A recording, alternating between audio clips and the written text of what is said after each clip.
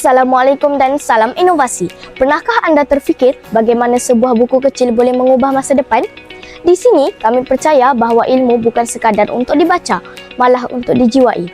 Kerana apabila ilmu di hati, maka ia bukan sahaja membuka minda, malah menyentuh jiwa. Daripada helaian kecil, lahir impian besar dan inspirasi untuk masa depan yang gemilang.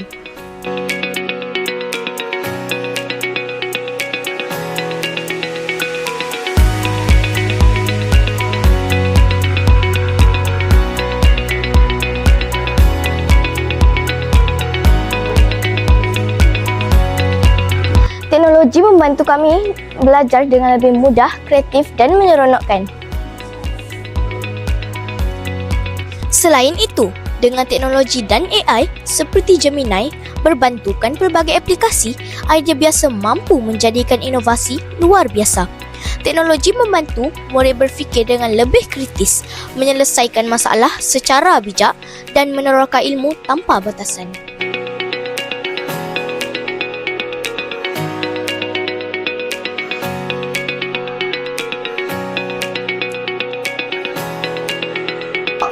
Daripada idea kepada realiti, AI membantu kami melihat ilmu dengan lebih kreatif dan interaktif. Teknologi menjadikan pembelajaran lebih hidup dan bermakna. Dunia hari ini tidak lagi statik. Ia dinamik dan fantas. Melalui Advanced Integrated Enam System, kami telah berevolusi. Tiada lagi batasan fizikal perpustakaan. Ribuan khazanah ilmu kini hanya memerlukan satu sentuhan jari. Inilah bukti bagaimana teknologi memperkasa generasi kami.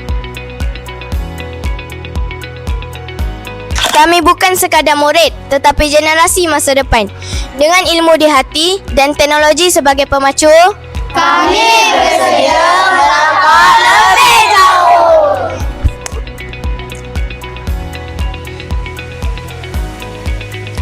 Sekian daripada saya, Emilia Zaira binti Muhammad Azhar dari TV PSS SKPP 11-2.